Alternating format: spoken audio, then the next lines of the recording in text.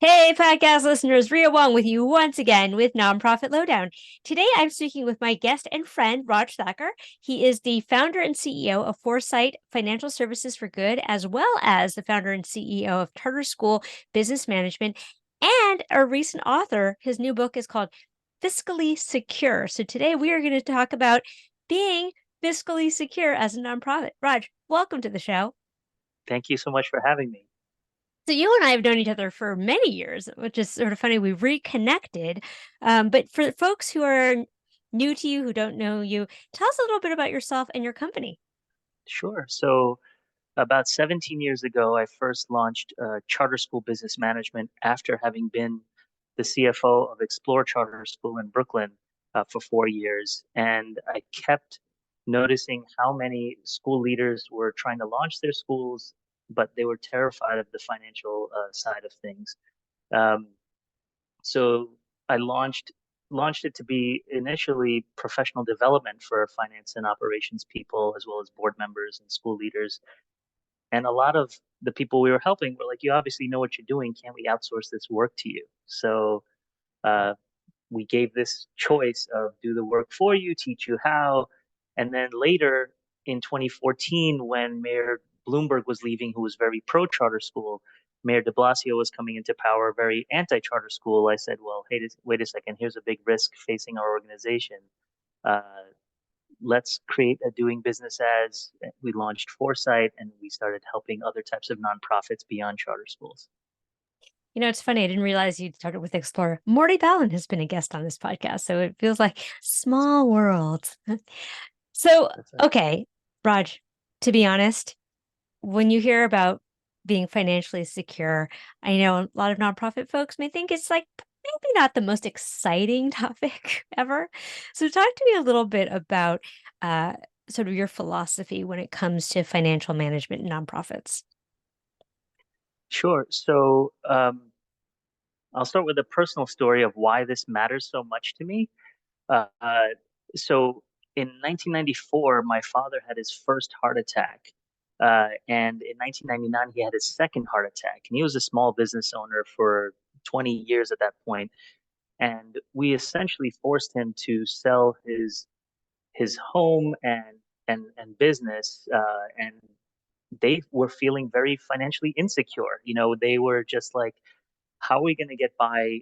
My dad was the sole breadwinner. My mom was not working at the time, and they had to retire 10 years earlier than anticipated. So that created this obsession in me of I don't want anybody to ever feel like this ever again. So my professional life initially included being in the for-profit world, working at a different startup organizations, technology startups, and I happened to be in a place where they were on the brink of bankruptcy, which I did not know when I entered. So having helped them navigate that and saving that company, being part of the team that saved the company from bankruptcy, I was just like, wow, this really excites me.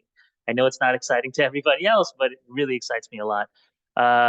And so on the personal and the professional front, it created this obsession of how do I do this? How do we implement this properly? Um, I'll pause there for a second because I just Yeah, said a I whole mean, lot.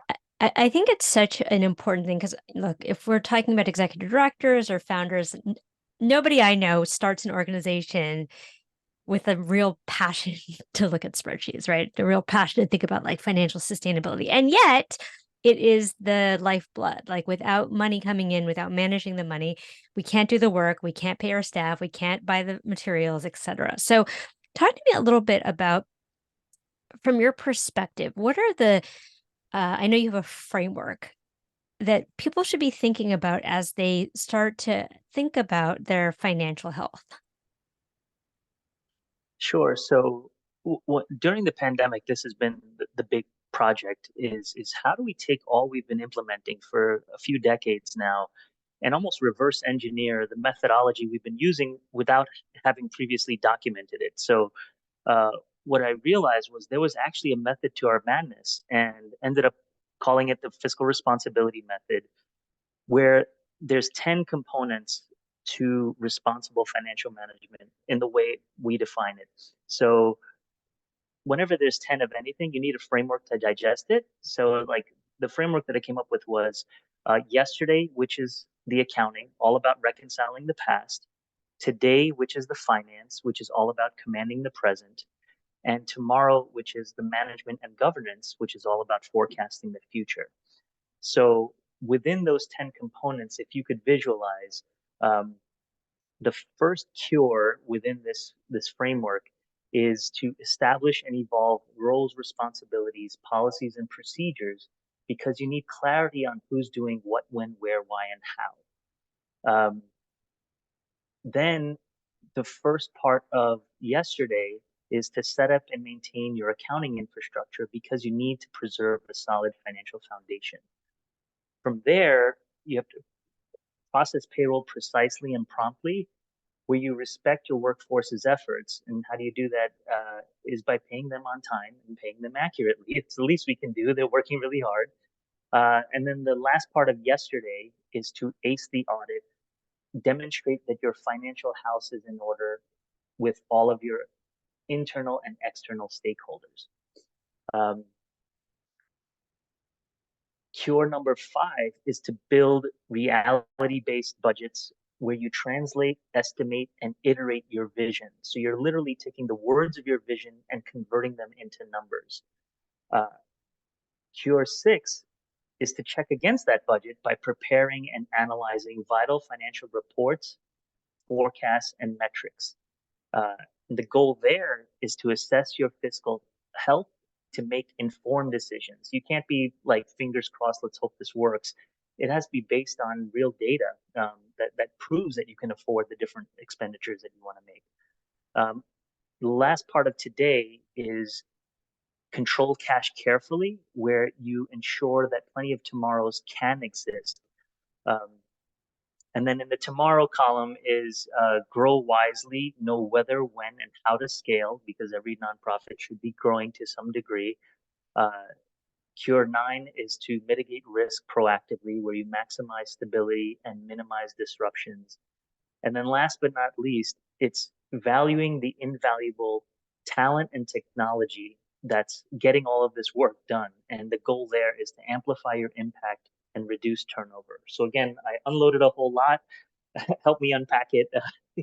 Yeah, no, we're gonna get into it, but Okay. I'm gonna start like philosophically because I I had a very good relationship with my CFO, and I learned a lot from her. And I remember one of our first conversations. I said, "Well, what do the numbers say?" And she said, "Well, what do you want them to say?" And I was like, "I don't. Wait, what? What are you talking about?" And so that was the first time I realized that a budget tells a story. My question to you is, well, so many questions, but how do you find that there's a tension between finance and development sometimes? Definitely sometimes, which is why I always recommend having some sort of alignment between the two, because if the left hand doesn't know what the right hand is doing, then there can be a lot of confusion. So, uh, far too often, when a budget doesn't balance, the temptation is, oh, what's the difference? Let's plug that into development and make sure that they raise that money. And it's like, no, that doesn't work that way. You can't just plug in $2 million and then again, fingers crossed and hope that you raise that money. So we need to know and be informed. The accounting side and the finance side needs to know what development is trying to raise money for, and are there strings attached to those dollars in terms of time restrictions of you got to use it between this date and that date versus purpose. You can only use it towards computers, but not towards salaries, or vice versa, or both. Because sometimes the restrictions are there. So when you have those two parties aligned, you position yourself best to not leave any money on the table because it's hard enough to get the money. It's a shame when we see like, oh, you didn't spend it in time, and we just lost $50,000 because of that. Like, be on top of that. So we always recommend as part of the monthly financial reports to have a grant activity report where you know how much you are allotted, what are the dates you have to use them between, what are the purposes, and how much has been used versus how much is left to use, and by what date does that money have to be spent by, so that you reduce the likelihood of leaving any money on the table. So, one of the things that I often run into with especially the smaller nonprofits is that when they don't have enough revenue coming in the door, the default is like, well, we should just hire a development director.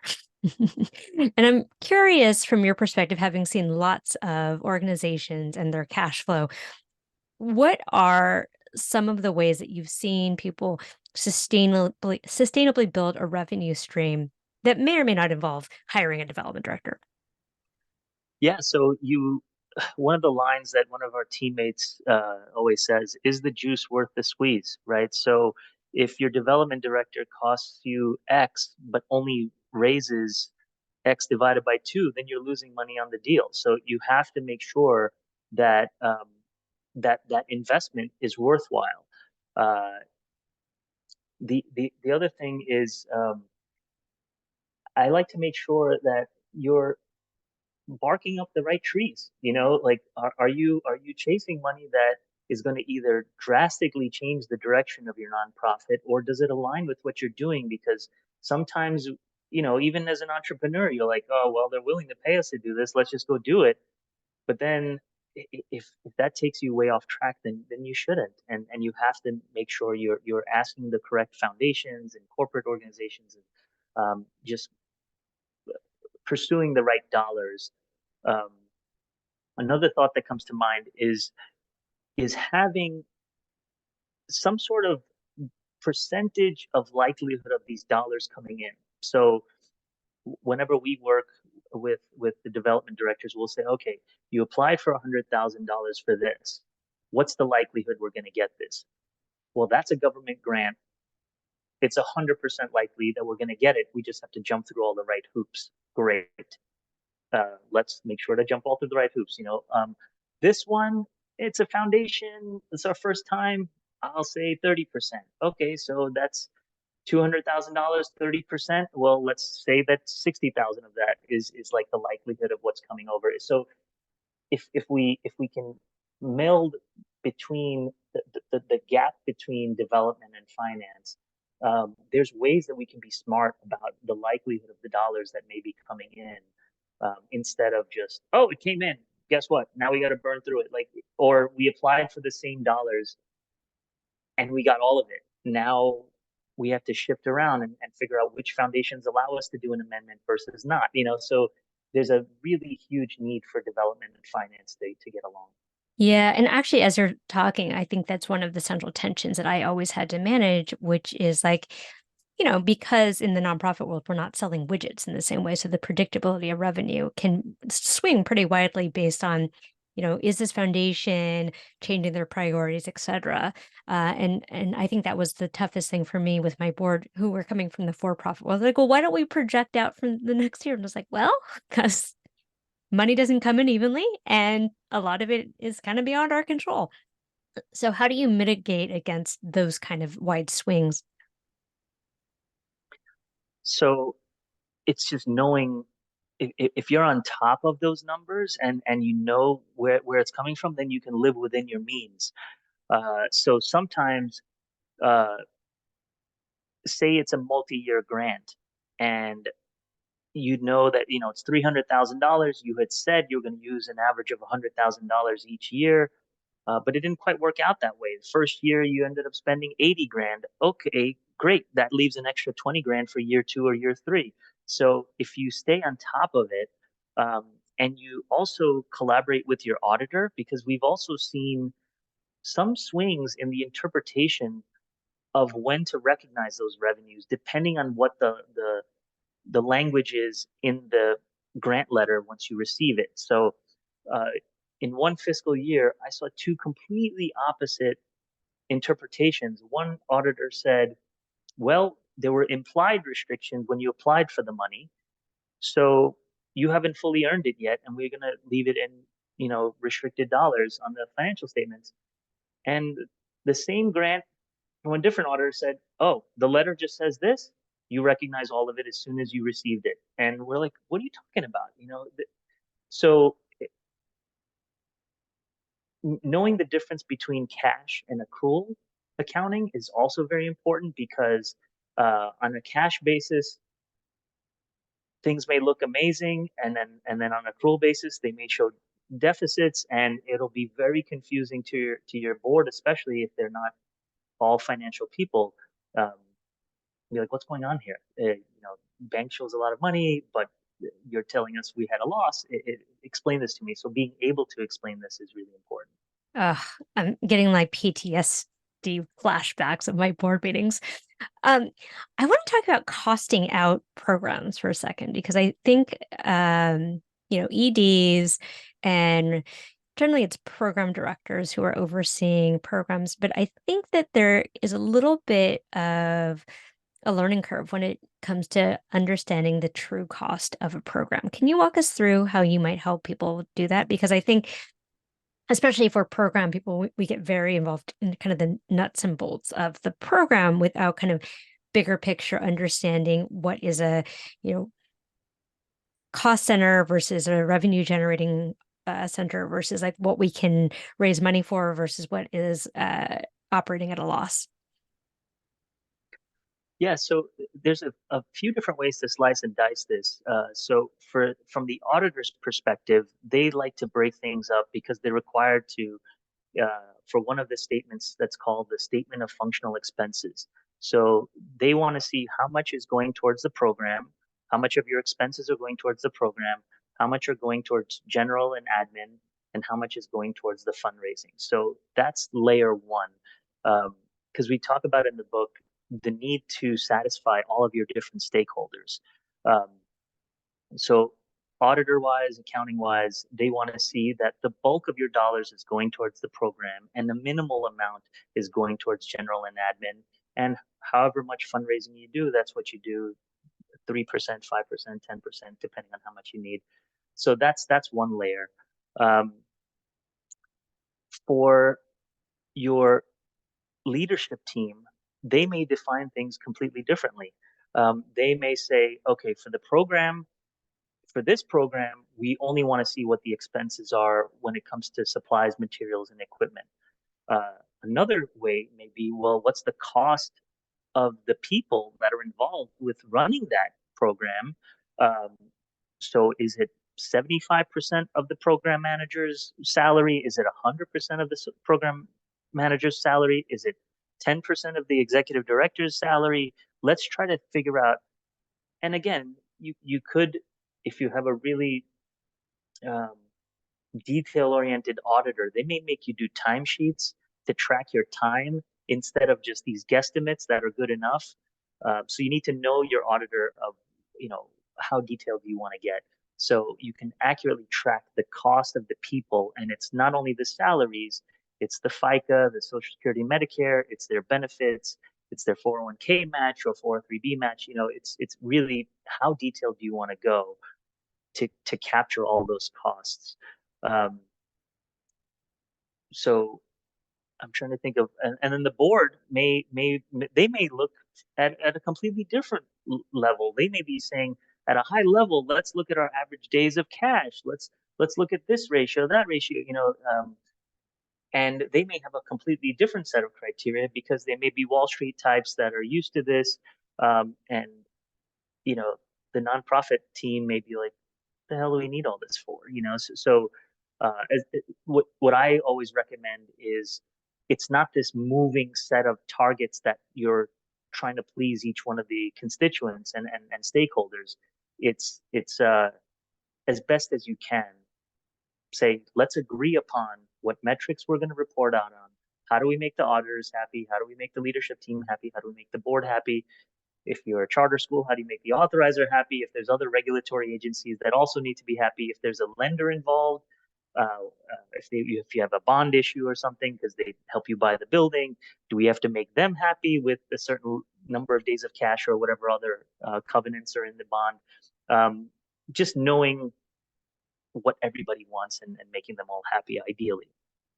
And you make such a good point, and I just want to underscore that for people, which is you should actually have a conversation with your auditors well in advance of your audit, right? They're there to help you. They want to make your job easier and their job easier. So if you can agree on the front end about what is the process? What are you tracking? What kind of record keeping do I need to do? You're going to save yourself a huge headache when it comes time for an audit.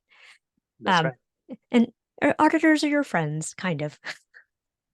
At least it. And they're there to find something, right? Yeah, and if they're good, they're going to find something, right? And if you're lucky, you can get through with not a single point on your management letter, not a single verbal recommendation. That's the goal, which we always strive for, but they're typically going to find something. Oh, I know. When that management letter came out, I was like, okay, okay, guys. Um, so, Raj, as you're talking about this in my executive director brain, I'm like, oh God, this sounds like so much, right? And the truth is, there's a little bit of a gap between the financial and regulatory requirements that we have to do as nonprofits and our budget and what we're able to afford as far as, services such as yours or a full-time CFO. So what would your recommendation be for small nonprofits that really, let's say under $1 million that don't have the budget to sustain headcount? Yeah, so I'm a big fan of living within your means, right? So taking your budget and separating them out into knowns versus unknowns. So if you know that the type of nonprofit you've gotten, on average, you've gotten $800,000 a year in revenues, whether it's government sources, foundation, individual giving, or otherwise. On average, we have $800,000. Okay, how are we going to spend those dollars to remain fiscally responsible?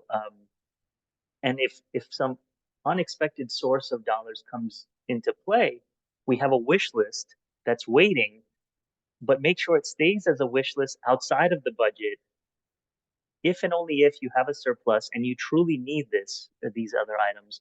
But like what I always say is to be conservative with your revenues and aggressive with your expenses and balance the budget on that. And then you're typically in the business of having good news where the finance team says, guess what? We actually have an extra $100,000. Should we hire that extra, administrative person or a programmatic person, or do we want to give more to our constituents who we're helping instead of, oh, geez, we're in the hole $200,000.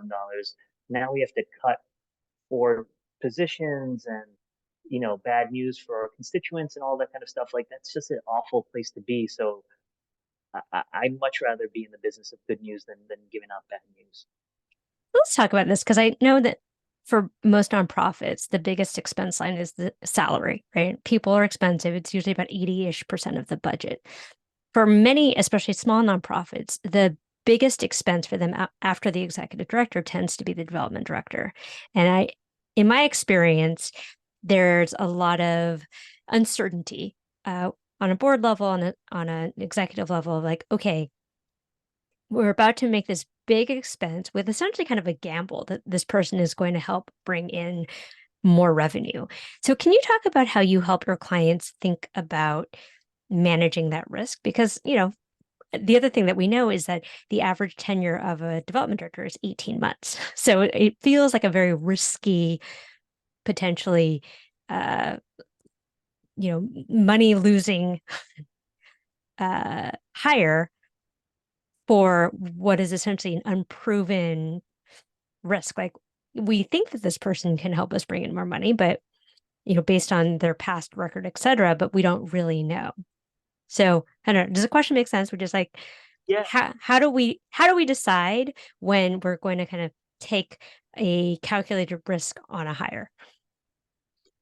yeah. So it's very similar in a for-profit organization of should we hire this salesperson, right? So it's the demonstrated track record of the relationships that they have, the experience that they have with either raising the dollars through foundations and say, yep, I've been working with so and so foundation for 10 years and we've gotten money from the 4 different nonprofits that I worked in the last 10 years almost every time, or, I've led these massive fundraising events and I know how to coordinate everything. I have the whole cast of characters and it's going to cost a lot of money, but it'll bring a lot of money in, and we just need the board members to produce on the high net worth individuals to come on in and get excited about our program. So I'm always looking at past results. Um, and then sometimes you have to take a chance on somebody. So I'll give you an example. At Explore, uh, we had one gentleman who was a teaching assistant who was going back for his MPA at NYU Wagner. And, at the time, Morty was like, oh, it's a shame he's going back, and I said, I'm like, make him our part-time development director, or development manager, whatever title we gave him. And he's like, really? I'm like, this dude is so passionate about the school program. He knows the kids in and out, and he helped us out on a part-time basis. It gave him some income that he needed, and he produced results like through the roof because he just cared about the program so much. Um, Again, this may be an anomaly, but we did the Brooklyn Half Marathon, and we had 20 staff members running it, and raised $100,000. That caught the council members' eyes, and then they gave us $150,000 towards the school's first library. There were all these unintended uh, positive results that ended up happening because he came from the programmatic side. He was a great writer and he cared, and it was part-time work, and he needed some money while he was getting his master's. So knowing when to take those calculated risks. And then there's some that will outsource the development side. There's different firms that are out there, um, and sometimes it's a little bit more expensive than an actual hire, but they can get to it quickly. If it's hourly fees, if it's a fixed fee per month, or uh, other ways that people calculate how to cost this out. But yeah, there's different. What we say is you can fully outsource this work. You can partially outsource the work and have an in-house person that's a more junior level person. There's different ways to slice and dice all this work instead of assuming that full-time hire is your only shot.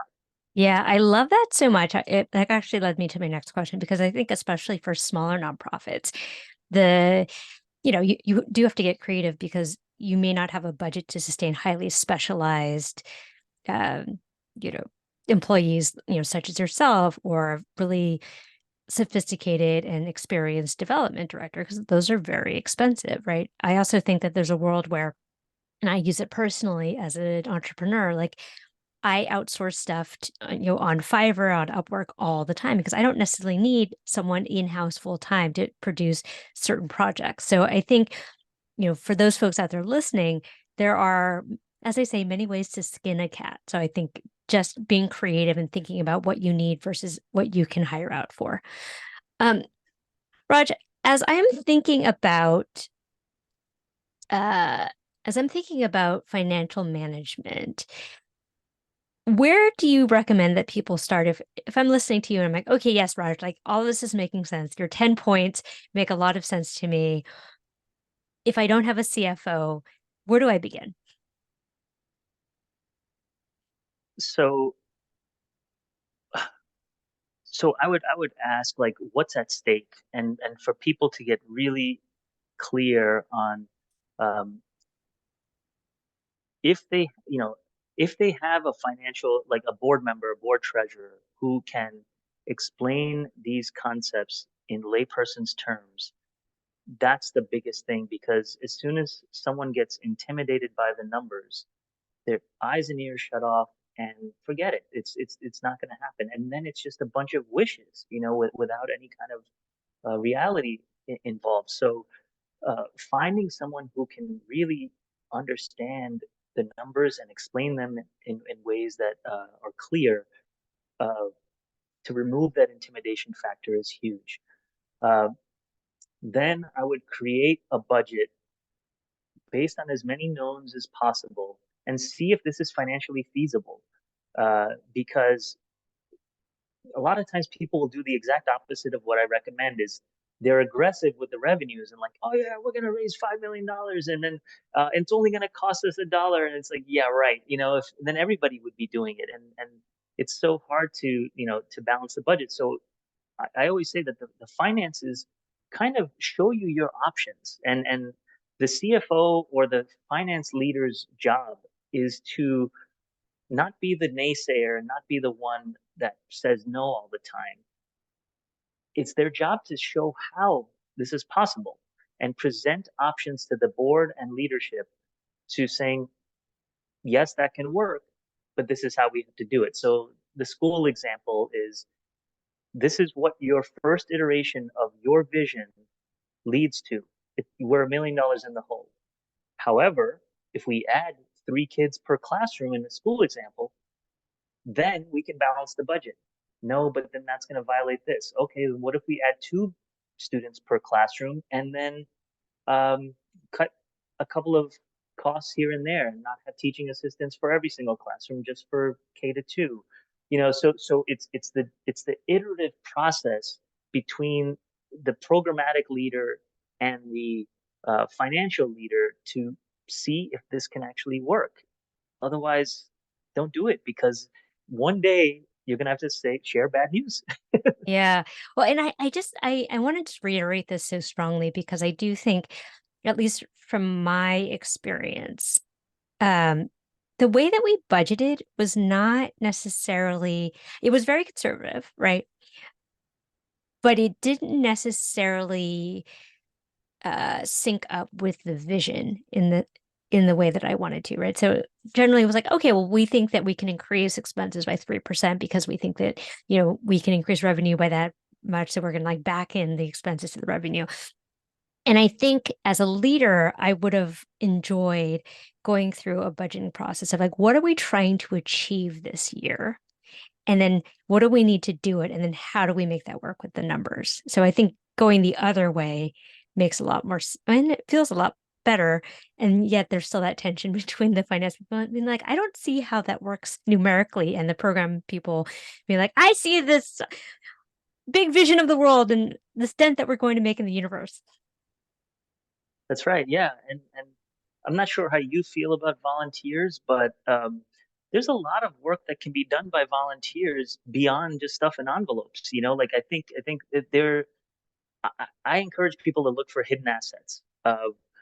There's certain people who can do the job of 5 people and or 3 people, and you're getting a lot more return on that investment for that particular person. So make sure that that person stays.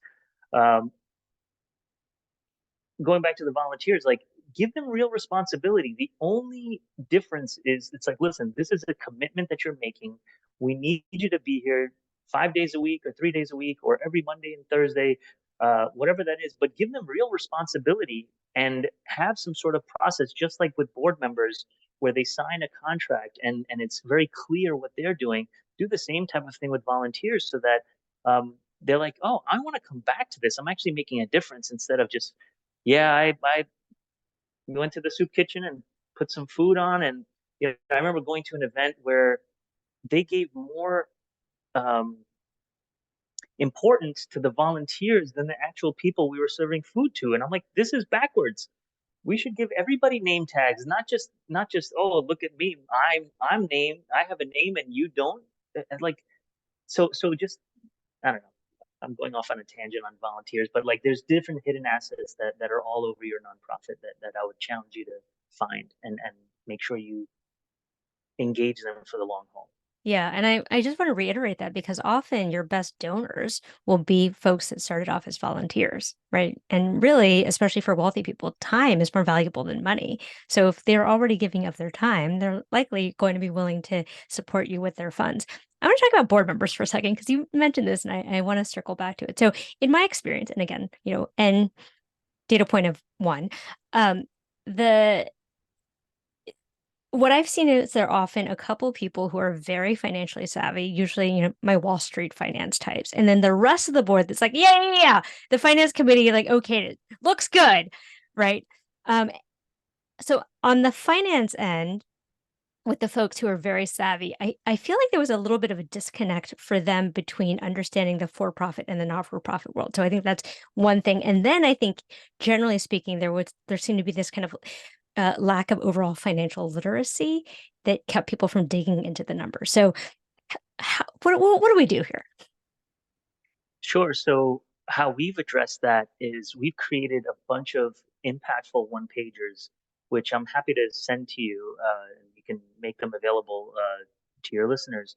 Um, so we have this one that's just your top 15 or 20 financial terms, and it's in the form of a quiz so that you match the vocabulary term with its definition so that you understand that, and that's a first pass at it. But then you describe each one of those key financial terms and relate it to real life.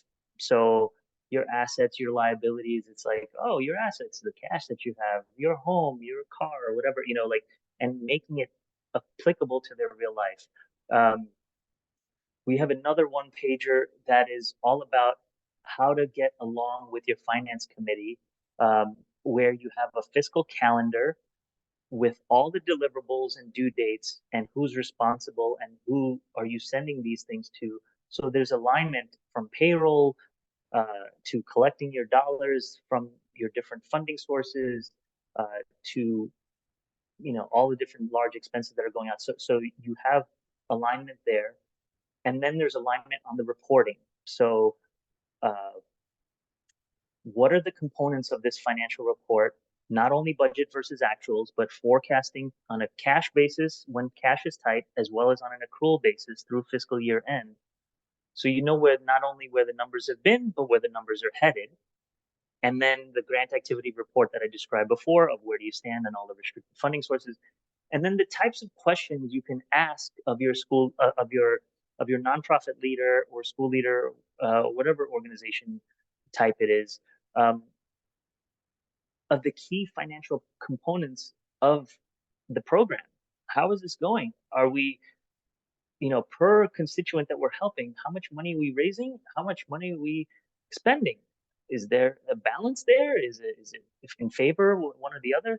Um, so that it demystifies and puts into layperson's terms uh, anything that your Wall Street type may overcomplicate unnecessarily. And I would challenge the Wall Street type and say, listen, we have incredible board members, but they are not financial people. We need you to not intimidate them with all these crazy terms. Relate it in real person life. So challenge them to explain it if your in-house or outsourced finance team is not able to do it themselves. Yeah, I love that so much. And actually, I had exactly that problem. I had someone in private equity who really made it very intimidating for folks. And so I think they didn't really dig into it. And honestly, the processes he designed was a bit too complicated for where we were as an organization. I was like, we're not a Fortune 500 company. Like, we don't need this level of complexity.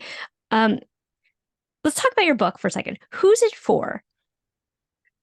So this first version is for charter school leaders, the board members, and any stakeholders who want to really understand it better, because the authorizers who open and close charter schools, the auditors who may want to get into auditing charter schools, they get a better sense. But it's really meant for the non-financial leader of the school or leadership team and the board members. Um, I wanted to show that the finances can really strengthen your charter schools, and uh, financial mismanagement is the number one reason why they get shut down. And the epiphany that I had when I was at Explore, I'm like, that's a solvable problem. We can fix this by just sharing this information in relatable ways instead of let's hoard this information and for the right price, we'll handle it for you, and it's a black box that we'll never describe what's in it. And I was like, no, we have to empower people with these the 10 components instead of keeping them in the dark. Yeah, I love that because actually I feel the same way about fundraising, right? It's something that people get very intimidated about. They, kind of think it just happens by magic. Like, you go over here and you like make, wave your magic wand and money comes out. But I also think if you're empowered to understand what the process is, how to do it, then you can do it yourself, right? It's almost like a magic superhero power of like, oh, this is actually not so scary. Like, I anyone can do it. I just have to understand the components. Now, for folks that are not running charter schools, or running, smaller community-based nonprofits, is this a book that can also help them? Well, what I'm going to be doing next is I'm going to be converting the manuscript for nonprofits in general. So the manuscript of the first book is locked and loaded, but now I just have to make it applicable to all nonprofits across the board. So I expect that sometime in 2024 that version will be ready. And if you just hang on, another 6 months or so, then that version will be out. And there's plenty you can learn from the charter school version, but it's very specific in that, vertical. But yeah, nonprofits, hang on, it'll be out there. And as opportunities to be on more podcasts and stuff, I'm so, just like you're so passionate about the fundraising side, I'm very passionate about the financial side and really want to, like, little conspiracy theorist in me says that government does not want people to be empowered by finance. They want to keep them in the dark, so they're giving away their money with credit card debt and student debt and mortgage and all this type of stuff. Um, we're all working hard, and we want to be in control of this instead of this money just leaking out of our pockets after working so hard to earn it in the first place. I don't think that's conspiracy theorist at all. I think it's by design. I mean, I think the financial services industry and the government have designed it to make it feel intimidating, to use words that make us feel dumb so that we're not in control of our money and understanding where it goes. So I agree with you 100%. Raj, is there anything else that we didn't cover that you think we should cover before we sign off? Uh, just one other thought that I had around working with your board. There's another one pager that I thought of afterwards where we've laid out the top 12 financial responsibilities, and there's columns for what should the finance team do, whether it's an in-house, outsourced, or a combination.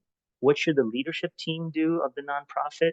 What should the finance committee of the board do? And what should the full board of trustees, board of directors do? So it's creating these boundaries between um,